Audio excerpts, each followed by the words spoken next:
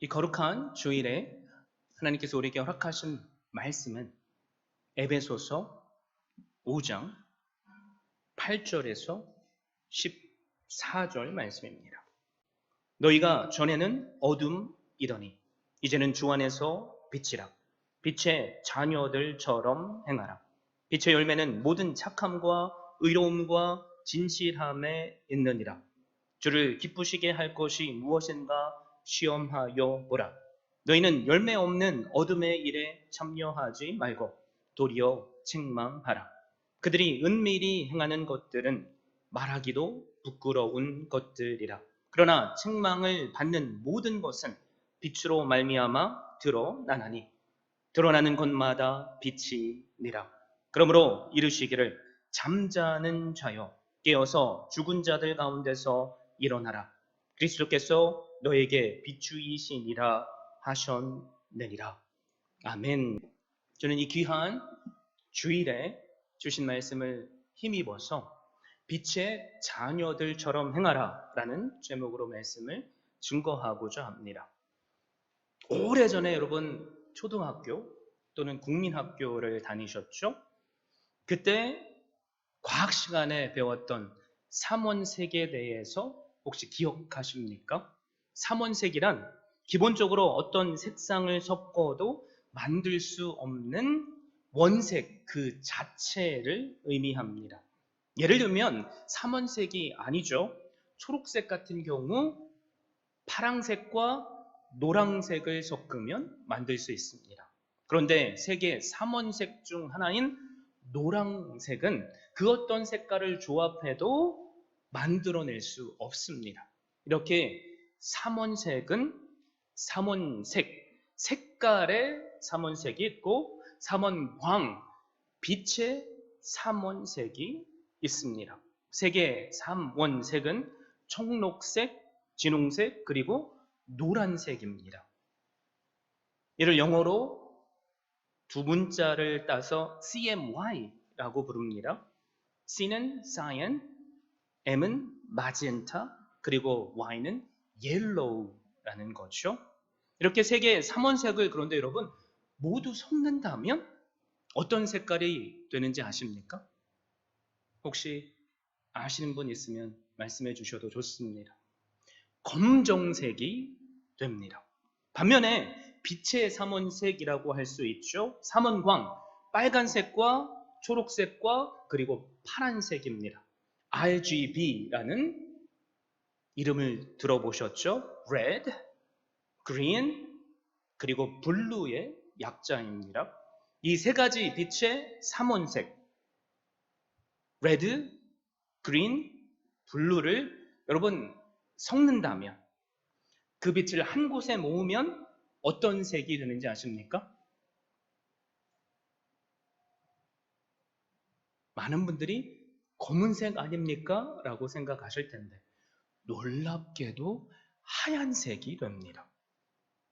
그래서 이 색깔을 오늘 주신 말씀을 묵상하면서 문득 제 머릿속에 떠오르는 생각이 뭐였냐면 세계 삼원색은 섞이면 다 검정색이 되기에 이 세상에 우리 눈에 비치는 화려한 색들을 의미하는구나 라는 생각이 들었습니다. 아무리 우리의 눈에 화려해 보여도 이 색깔들이 섞이고 섞이다 보면 어둠의 색이 되기 때문입니다. 반면에 빛의 삼원색은 자신을 빛이라 하신 예수님의 색깔이기에 그 빛들을 섞으면 섞을수록 순백색, 하얀색이 된다는 것을 깨닫게 되었습니다. 그런데 오늘 우리에게 준 말씀을 보면 빛의 자녀된 우리가 내어야 할 빛의 삼원색이 나옵니다. 여러분 궁금하시죠? 그 답이 9절 말씀에 있습니다. 빛의 열매는 모든 착함과 의로움과 진실함에 있느니라. 빛의 자녀의 삼원색 꼭 이 시간 기억하십시오. 모든 착함과 의로움과 진실함입니다. 그래서 우리는 우리의 삶을 통해 내가 빛의 자녀라면 예수 그리스도의 빛이 나에게 조명하셔서 나를 비추신다면 이 세 가지 빛의 색깔이 삶으로 나와야만 합니다. 첫 번째, 빛의 자녀는 착함이라는 색을 세상을 향해 비춰야만 합니다. 착함이라는 헬라 원어는 아가도시네라고 합니다. 우리가 많이 들어본 아가페라는 단어와 비슷하게 들리죠. 그 어원이 같습니다. 그래서 이것은 사실 우리가 반사해서 비춰야 할 하나님의 성품입니다. 그 반대말은 악함이 되겠죠. 그런데 이것은 사람과 사람 사이에서 내 이익을 추구하지 않고 상대방의 유익을 추구하는 아가페적인 사랑을 의미합니다. 예수님께서 당신을 선한 목자라고 표현하셨죠. 선한 목자는 어떤 일을 하십니까? 양들을 위해서 당신의 목숨을 버린다라고 요한복음 10장 11절에 말씀해 주셨습니다. 이 선한 목자 되시는 예수 그리스도께서 우리 한 사람 누구죠? 그분의 양된 우리를 위해서 2000년 전에 십자가에서 당신의 목숨을 버리심으로 우리를 향한 하나님의 사랑을 확증해 주셨고 우리를 구원해 주셨다는 말입니다. 그래서 오늘 본문에서 말하는 이 착함은 우리의 삶을 통해서 다른 사람들에게, 내 이웃에게 유익을 끼치는 모든 것을 의미합니다. 이웃과의 관계를 통해서 예수 그리스도의 빛을 내 삶으로 반사해 비추는 것을 말한다는 거죠. 두 번째, 빛의 자녀는 착함에 더해서 의로움이라는 색을 세상을 향해 비춰야만 합니다. 의로움에 해당하는 헬라어 단어는 디카이오시네라고 말합니다. 하나님과 우리 인간의 관계에서 의를 덧입는 것입니다. 그래서 하나님과의 관계에서 맺어지는 빛이라고 할 수 있습니다. 이것은 또한 재판석에서 사용하는 법률적 용어입니다. 그래서 우리가 의를 말할 때 우리는 사실 두 가지를 항상 알고 있어야만 합니다. 첫 번째는 절대적인 의입니다. 두 번째는 상대적인 의입니다. 절대적인 의는 우리가 예수 그리스도를 믿는 믿음으로 하나님 앞에서 의롭다 칭함을 받는 것입니다. 갈라디아서 2장 16절에 그래서 이렇게 말씀하죠. 사람이 의롭게 되는 것은 율법의 행위로 말미암음이 아니요 오직 예수 그리스도를 믿음으로 말미암는 줄 알므로 우리도 그리스도 예수를 믿나니 이는 우리가 율법의 행위로서가 아니고 그리스도를 믿음으로써 의롭다함을 얻으려 함이라. 율법의 행위로서는 의롭다함을 얻을 육체가 없느니라. 이 의로움의 열매, 이것이 무엇입니까? 우리가 장차 하나님의 심판대 앞에 서게 될 때 영원한 지옥의 형벌을 받지 않고 예수 그리스도를 우리가 구주로 믿기에 그분의 영원한 빛의 자녀로서 천국의 삶을 누리는 것입니다. 내 양심이 아니라, 내 생각이 아니라, 내 행동이 아니라, 세상의 법을 잘 지키는 것이 아니라 오직 예수 그리스도를 믿는 믿음으로 주어지는 의라는 말입니다. 그래서 성경은 뭐라고 선포하죠? 로마서 14장 23절 믿음을 따라 하지 않는 모든 것은 죄라고 말씀하십니다. 절대적인 의가 있다고 했죠? 그리고 상대적인 의가 있습니다. 하나님 앞에서 우리가 정의롭게 사는 것입니다. 이것을 세상의 삶으로 비춰보면 법 앞에서 떳떳한 그 법을 지키는 삶을 말한다는 거죠. 그런데 우리는 하나님을 믿는 그분의 자녀입니다. 그래서 우리의 기준은 언제나 하나님의 말씀이어야만 합니다. 내 생각대로 사는 삶이 아니라는 거죠. 말씀에 이렇게 선포하시니까 그 말씀대로 순종하는 삶, 그럴 때 하나님은 우리를 의롭다 인정해 주십니다. 내 마음대로, 내 생각대로 하는 것이 아니라는 거죠. 세상의 의를 따라가다 보면 어제의 의가 오늘은 의가 아닐 수 있죠.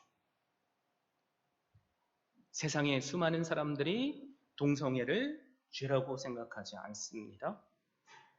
그래서 합법적으로 동성 간의 결혼을 인정하기도 하죠. 그런데 불과 몇백 년 전만 해도 세상의 법으로서도 이 동성애는 인정받지 못했습니다. 세상의 의는 상대적이게 변한다는 거죠. 그래서 우리 믿는 자들의 추구해야 할 의는 예수 그리스도를 믿는 믿음으로 주어지는 절대적인 의입니다. 그리고 그분의 말씀대로 순종할 때 주어지는 상대적인 의입니다. 하나님과 나와의 관계에서 세워나가야 할 의라는 거죠. 그래서 우리는 그 의라는 빛을 세상에 비추어야만 합니다.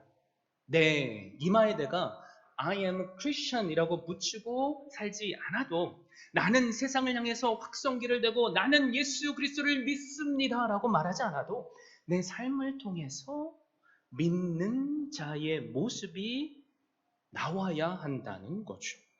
내 말을 통해서 그 하나님의 의가 흘러나와야 한다는 말입니다. 세 번째, 빛의 자녀로서 비춰야 할 빛이 있다고 했죠. 그 삼원색의 세 번째는 진실함입니다. 첫 번째가 뭐라고 했습니까? 착함이라고 했습니다. 두 번째는 의로움이라고 했습니다. 그리고 마지막 세 번째는 진실함입니다. 첫 번째가 이웃과의 나와의 관계의 문제라면 두 번째는 하나님과 나와의 관계의 문제라면 이 세 번째 진실함은 나 자신과의 관계를 의미합니다. 진실함, 헬라어로서는 알레테이아라고 말합니다. 거짓의 반대적인 개념이죠. 양심에 거짓이 없는 삶을 사는 것입니다. 속임이 없는 삶을 사는 것입니다. 교회 안에서 보여지는, 비춰지는 나의 모습과 가정에서 비춰지는 나의 모습과 세상 속에서 비춰지는 나의 모습이 언제나 동일한 삶을 말합니다. 아니, 아무도 세상의 눈이 나를 주시하고 있지 않을 때조차도 하나님께서 나를 보고 계신다는 확신으로 진실되게 사는 삶을 의미합니다. 그래서 에베소서 4장 25절에 보면 그런즉 거짓을 버리고 각각 그 이웃과 더불어 참된 것을 말하라. 이는 우리가 서로 지체가 됨이라 라고 선포하십니다. 우리가 살면서 세상에 하나님을 믿지 않는 사람들이 믿는 우리를 판단할 때 겉과 속이 다르다고 말한다면 우리는 잘못 살고 있다는 거죠. 우리 자신을 돌아볼 수 있기를 바랍니다. 빛의 자녀의 삼원색 뭐라고 했습니까? 첫 번째, 모든 착함입니다. 두 번째, 모든 의로움입니다. 세 번째, 모든 진실함입니다. 갈라디아서에 보면 성령의 열매가 나오죠. 5장 22절, 23절입니다. 오직 성령의 열매는 사랑과 희락과 화평과 오래 참음과 자비와 양성과 충성과 온유와 절제니 이 같은 것을 금지할 법이 없느니라. 빛의 자녀의 삼원색, 이 색깔이 서로 조화를 이루어서 우리의 삶으로 열매를 맺는다면 우리의 삶 속에서 사랑의 열매가 맺힌다는 겁니다.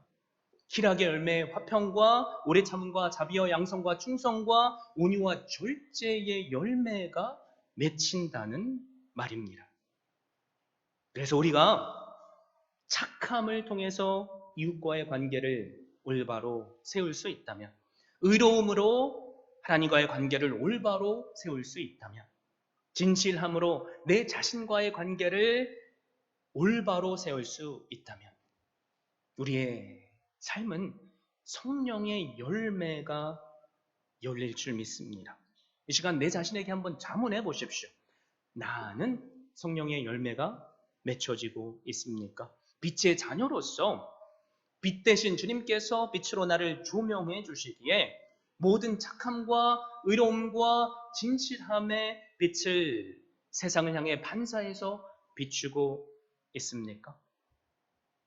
오늘 주신 말씀 10절에 보면 우리가 그것을 하고 있는가 확인할 수 있는 방법을 알려주십니다. 10절에 뭐라고 말씀하시죠? 주를 기쁘시게 할 것이 무엇인가? 시험하여 보라 라고 말씀하죠. 시험하다 라는 이 말은 점검하다, 검사하다, 조사하다 혹은 입증하다 라는 의미가 있습니다. 우리가 빛이신 주님의 자녀로서 빛의 열매인 착함과 의로움과 진실함을 세상에 비추기 위해서는 늘 자기 자신을 점검해야 한다는 말입니다. 착함과 의로움과 진실함을 맺는가? 날마다 내 자신을 돌아봐야 한다는 거죠. 누군가가 어떤 물건을 만드는 장인이라면 그래서 그가 만든 칼이든 무엇이든 그 사람의 이름이 그곳에 박혀져 새겨져 있다면 사람들은 그 새겨진 이름을 보고 믿고 사게 되죠. 장인과 그냥 시장에서 아무렇게나 만들어진 상품의 차이가 무엇입니까? 상품의 질이 장인이 만든 것은 일정하다는 거죠. 그런데 시장에서 막 만들어진 것은 어떤 것은 괜찮을 수 있고 어떤 것은 형편없을 수 있다는 거죠. 우리가 만약에 빛의 자녀들이라면 우리의 삶 속에서 꼭 기억하십시오. 언제나 빛의 자녀로서의 그 퀄리티가 삶을 통해서 드러나야 한다는 말입니다. 가정에서는 자녀들을 그리고 가족에게 막대하면서 교회 와서는 내가 거룩한 척 한다면 나는 불량품이라는 거죠. 교회에서는 직분자인데 세상에 나가면 세상 사람들과 별반 다른 삶을 살지 못한다면 나는 불량품이라는 말입니다. 그래서 오늘 주신 말씀으로 내가 어떻게 하면 빛의 자녀로서 하나님을 기쁘시게 살 수 있을까? 날마다 점검할 수 있기를 바랍니다. 그럴 때 하나님께서 우리에겐 놀라운 일들이 일어나게 하십니다. 그것이 뭐냐면 바로 11절입니다. 너희는 열매 없는 어둠의 일에 참여하지 말고 도리어 책망하라. 첫 번째, 우리에게 일어나는 놀라운 일이 무엇입니까? 과거에는 어둠의 일에 우리가 참여했지만 빛의 자녀로서 나 자신을 항상 점검해서 살게 될 때 우리는 나도 모르게 어둠의 일에 참여하지 않게 되는 내 자신을 발견하게 됩니다. 그리고 세상 속에서 예수 그리스도라는 빛을 반사해서 세상을 향해 비추는 삶을 살기에 믿지 않은 사람들이 내 자신의 삶을 보고 부끄러워지는 삶을 살게 만듭니다.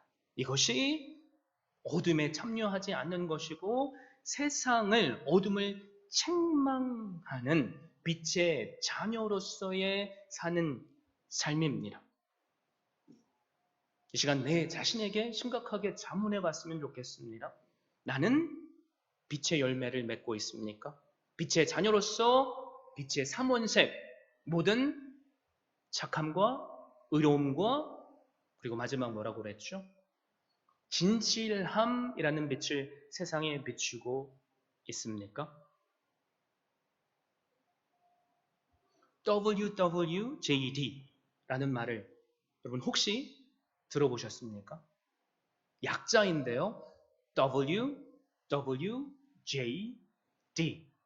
뭘 의미할까요? What would Jesus do? 라는 말의 약자입니다. 한국말로 하면 다들 아시죠? 그래도 혹시나 제가 설명해 드립니다. 예수님이셨더라면 어떻게 하실까? 라는 말입니다. 여러분 이 말은 찰스 셸던 목사님께서 쓰신 기독교 서적 중에 고전 중에 고전이라고 할 수 있는 In His Step이라는 책에서 나온 말입니다. 한국 서적으로는 예수님이라면 어떻게 하실까라는 이름으로 번역이 되었습니다. 이 소설에는 다음과 같은 이야기가 나옵니다. 어느 금요일 아침에 소설의 주인공인 맥스웰 목사는 주일 설교를 준비하느라 아주 분주한 삶을 살고 있었습니다. 한 주 동안 열심히 말씀에 매달렸지만 저도 그럴 때가 있는데요. 영감이 떠오르지 않아. 말씀에 내 자신이 먼저 은혜를 받아야 되는데 내 마음이 황폐해진 것 같아서 아내에게 누가 찾아오더라도 잘 말해 달라고 얘기하고 조용히 해달라고 말하고 설교 준비를 하고 있었다는 거죠. 이를 위하여 너희가 부르심을 받았으니 그리스도 너희를 위하여 고난을 받으사 너희에게 본을 끼쳐 그 자취를 따라오게 하려 하셨느니라. 베드로전서 2장 21절의 말씀이죠. 이 말씀을 붙잡고 설교 준비를 하고 있는데 초인종 소리가 계속 울리는 겁니다. 집을 보니까 아내가 아이들을 유치원으로 보내는 상황이기에 집에는 자신만 남았다는 거죠. 바쁘지만 할 수 없이 문을 열었더니 옷차림이 아주 초라한 한 남자가 서 있었습니다.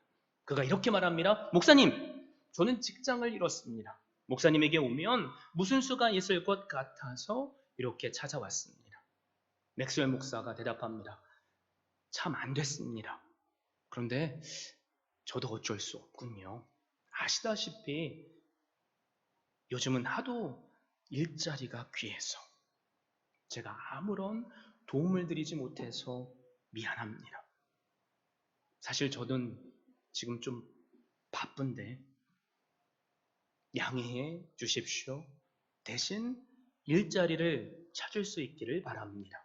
그리고 문을 닫았습니다.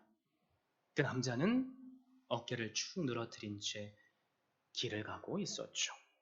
그래도 목사니까 마음의 한켠에 이런저런 생각이 오가서 문을 열고 봤더니 그 처량한 뒷모습만 볼 수밖에 없었습니다. 그리고 어떻게 주일이 되었습니다. 예배가 시작되기 전에 많은 사람들이 오게 해달라고 기도했습니다. 그리고 설교 전에 한 자매가 아름다운 목소리로 특송을 했습니다. 주의 인도하심 따라 어디든지 주를 따라 주와 함께 가려네. 제가 노래를 잘했으면 노래로 했을 텐데 그래도 이 노래 여러분 다들 잘 알고 계시죠? 교인들은 그 특송에 감동한 듯 보였습니다. 그리고 맥스웰 목사는 준비한 말씀을 열정적으로 선포했습니다. 예수 그리스도를 따르는 세 가지 스텝이라는 제목으로 말이죠. 성도들 돌아보니까 여기 계신 여러분들처럼 단 한 사람도 조는 사람들이 없고 그리고 눈에 초롱초롱한 빛을 띠면서 자신을 주시하고 있었기 때문에 목사의 눈에 비친 성도는 다 감동하고 도전받은 것처럼 보였습니다. 설교가 끝나고 이제 마지막 찬송 후에 축도로 예배를 마치려고 하는데 저 뒤에서 한 남자가 손을 들고 일어서며 큰 소리를 내고 있습니다. 잠깐만요. 죄송합니다만 예배가 끝나기 전에 꼭 드릴 말씀이 있습니다. 몸을 비틀거리면서 앞에 강대상까지 오는데 그것을 보는 교인들의 마음속에는 비틀거리는 그 모습이 술 취한 모습 같아서 저 사람 잡아서 끌어내야 하나? 라는 생각이 들었습니다. 그것을 그 남자가 눈치챈 듯 저 술 마시지 않았습니다. 저 나쁜 사람 아닙니다. 제 말 몇 마디만 들어주십시오. 여러분, 저는 몇 년 전에 직장을 잃었습니다. 그로부터 지금까지 직장을 구하지 못했습니다. 사실 저는 책을 만들거나 신문이나 잡지를 만드는 인쇄 기술자입니다. 누구보다도 열심히 일했고 그래서 번듯한 가정이 있었습니다. 한동안 목이 메는지 말을 하지 못하다가 이런 말을 하는 거죠. 여러분들도 아실 겁니다. 몇 년 전에 새로 개발된 인쇄기계가 들어오면서 저 같은 인쇄기계 기술자는 이제 필요 없게 되었습니다. 기계가 저보다 더 빠르고 정확하게 일을 하니까요. 그래서 저는 직장에서 쫓겨나게 되었습니다. 할 줄 아는 일은 그 인쇄 기술밖에 없었기에 이곳저곳을 돌아다니면서 사람들에게 일자리를 구했습니다. 우리 마을에도 저를 만나보신 분 많을 겁니다. 그래도 그 어떤 사람도 나의 말을 들어주려고 하지 않고 나에게 관심조차 보이지 않았습니다. 제가 들으니까 저의 동료들 중에 이미 5명씩이나 삶을 불행하게 마감했다고 합니다. 사실 저는 이런 말을 하려고 이곳에 나온 것이 아닙니다. 좀 전에 목사님이 말씀하신 것 때문에 나왔습니다. 예수님이 몸으로 보여주시고 가르쳐 주신 대로 그대로 따라서 살아야 한다는 말씀을 들으면서 제 머릿속에 갑자기 이런 의문이 들었습니다. 여러분, 예수님께서 가르쳐 주신 대로 산다는 것이 과연 무슨 뜻입니까? 또 목사님께서 예수님을 믿는 사람들은 그분의 발자취를 따라야 하며 그 발자취는 곧 순종, 믿음, 사랑, 그리고 본받음이라고 말씀하셨는데 목사님은 단 한 번도 예수님의 발자취를 어떻게 구체적으로 따라야 하는지, 어떻게 그분의 발자취를 본받을 수 있을지에 관해서는 말씀하시지 않았습니다. 여러분, 이 상황에서 저보고 어떻게 하라는 말입니까?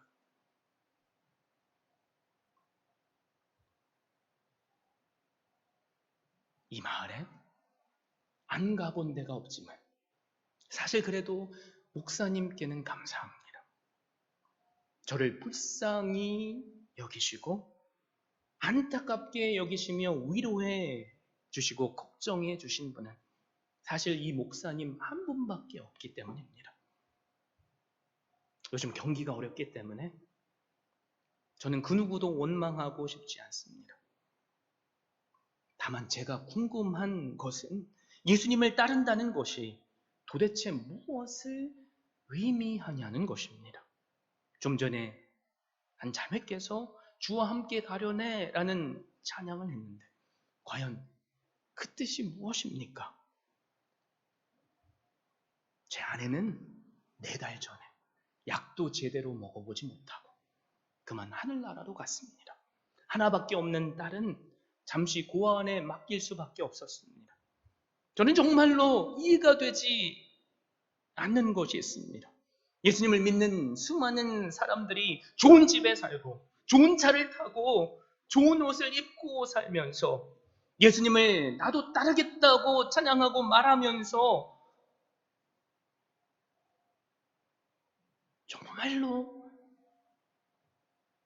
그들이 예수님을 따르고 있는 것인지 의문이 듭니다. 제 아내가 살던 새방의 주인도 사실 예수님을 믿는 사람이었습니다. 새방에서 병들어 죽은 제 아내. 저는 그 새방의 주인이 진짜로 예수님을 본받고 따르려고 했는지 의심스럽습니다. 왜 예수님을 믿는 사람들은 말로만 예수님을 따르겠다고 하며 삶으로 보여주지 않는지 저는 정말로 이해가 안 됩니다. 그 말을 하고 이 남자는 그만 쓰러져 버렸습니다. 그 말을 듣던 맥스웰 목사는 가슴속에 치밀어 오르는 죄책감 때문에 그 남자를 집으로 데리고 가서 일주일 동안 지극정성으로 간호합니다. 그런데 병세가 너무 깊었던 나머지 그 남자는 이 한마디만 남기고 세상을 떠나버렸습니다. 목사님, 감사합니다. 목사님은 제게 참 잘해주셨습니다. 아마도 예수님도 목사님처럼 하셨을 거예요. 맥스웰 목사가 그 말을 듣는데 너무나도 부끄러워서 당신이 과거 저한테 도와달라고 했을 때 저는 제 일을 하느라 제대로 도와주지 못해서 부끄럽습니다. 그 사람이 그렇게 삶을 마감했다는 거죠. 맥스웰 목사는 너무나도 큰 충격을 받았습니다. 그리고 또 한 주가 지나고 주일이 찾아왔습니다. 그러면서 이런 말을 합니다. 여러분, 지난 주일 예배 때 우리 교회에 왔던 그 사람은 어제 새벽에 하늘나라로 갔습니다. 저는 그 사람이 제게 했던 말이 너무나 큰 충격이었습니다. 그래서 제 자신이 얼마나 부끄러운지 마음이 아파서 제 자신에게 물어봤습니다. 진심으로 예수님을 따른다는 것이 무엇을 뜻하는 것일까요? 여러분, 저는 한 가지 제안을 하려고 합니다. 모든 성도들이 궁금한 표정으로 목사를 주시합니다. 그러자 목사는 이렇게 선포합니다. 앞으로 1년 동안 어떤 일이든지 하기 전에 반드시 우리 함께 이 질문을 해봅시다. What would Jesus do? 예수님이시라면 어떻게 하셨을까? 그리고 예수님께서 하실 것 같은 말과 삶을 삽시다. 여러분, 오늘 우리가 함께 살펴보고 있는 8절 말씀을 보십시오. 너희가 전에는 어둠이더니 이제는 주 안에서 빛이라, 빛의 자녀들처럼 행하라 라고 말씀합니다. 우리가 이전에는 어둠이었다는 거죠.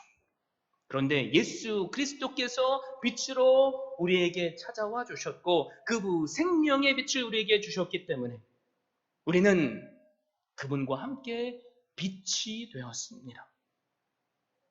그래서 그 주님께서 우리를 향해서 빛의 자녀들처럼 행하라 라고 말씀하십니다. 빛의 자녀답게 살라는 말입니다. 우리가 왜 빛의 자녀답게 살아야만 합니까? 전에는 어둠이었지만 이제는 우리가 빛이기 때문입니다. 다른 이유가 없습니다. 사랑하는 성도 여러분, 예수 그리스도를 믿으십니까? 아멘이십니까? 그러면 빛의 자녀답게 행하십시오. 착함과 의로움과 진실한 삶을 사십시오. 그런데 말씀을 묵상하면 할수록 이 착함과 의로움과 진실함, 착하게 살아야지, 그래 나 의롭게 살아야지, 그래 나 진실하게 살아야지, 제 자신을 봐서도 이게 너무나도 막연하게 들렸습니다. 그래서 이 시간 저도 맥스웰 목사처럼 여러분께 선포합니다. 여러분, 2022년 이 한 해만큼만이라도 우리가 무슨 말을 하든지 무슨 행동을 하든지 예수님이시라면 어떻게 하셨을까라는 질문을 하고 그 답대로 할 수 있기를 바랍니다. 우리가 그렇게 살면 세상은 우리를 더 핍박할 수도 있습니다. 여러분, 그런데 우리를 구원하신 예수 그리스도께서 언제나 우리에게 세상이 주는 핍박보다 더 확실한 은혜의 빛으로 우리를 비추시지 않습니까? 다시 여러분께 권면드립니다. 2022년 저를 비롯해서 우리 모두가 말을 하기 전에, 행동을 하기 전에, 어떤 선택을 하기 이전에 예수님이시라면 어떻게 하셨을까? 이 질문을 하고 예수님의 방법대로 행할 수 있기를 바랍니다.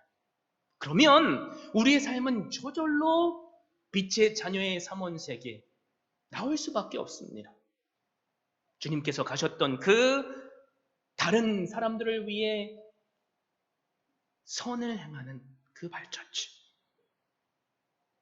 예수 그리스도를 믿음으로 하나님께 의롭다 칭함을 받았기에 말씀대로 순종하는 그 길, 내 자신에게, 내 가족에게, 내 이웃에게 부끄럽지 않는 하나님께서 항상 나를 보시기에 진실함의 그 길, 우리도 갈 수 있습니다. 그러므로 오늘 모든 것을 다 잊어버리신다고 할지라도 이거 하나만 기억하십시오. 빛의 자녀로서 모든 착함과 의로움과 진실함의 빛을 비추기 위해서 나는 예수님이시라면 이 순간에 어떻게 하셨을까를 고민하고 주시는 확신대로 순종하겠다. 그것을 가정에서 시작해 보십시오. 직장에서 시작해 보십시오. 교회에서 시작해 보십시오. 오늘 14절 말씀, 그래서 주님은 우리에게 뭐라고 선포하십니까? 그러므로 이르시기를 잠자는 자여, 영으로 잠든 우리, 빛의 자녀로서 못 살고 있는 우리에게 말씀하시는 겁니다. 죽은 자들 가운데서 일어나라. 여기서 말하는 죽은 자들 누굽니까? 예수 그리스도를 믿지 못하고 죄와 사망의 그 어둠 속에서 살고 있는 세상의 사람들을 의미합니다.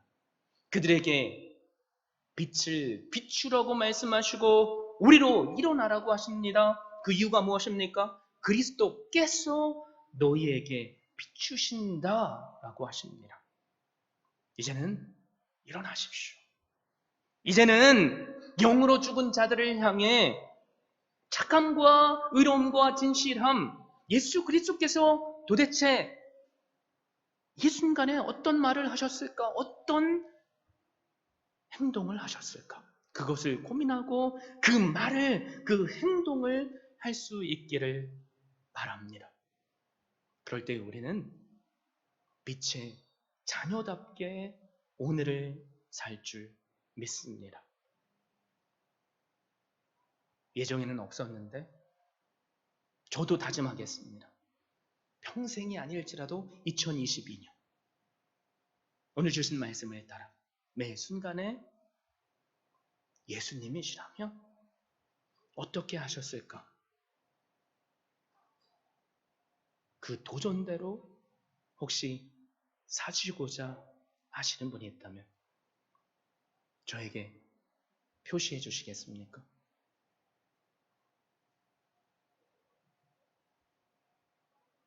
감사합니다. 우리 한 사람이 그렇게 살 수 있다면 하나님은 우리를 통해서 우리의 가정에 생명의 빛을 비추실 것입니다. 우리의 이웃에게, 우리의 교회에 그 생명의 빛이 우리로 감당할 수 없을 정도로 비추게 하실 것입니다. 그 일에 함께 우리 모두가 동참할 수 있기를 예수 그리스도의 이름으로 축원드립니다.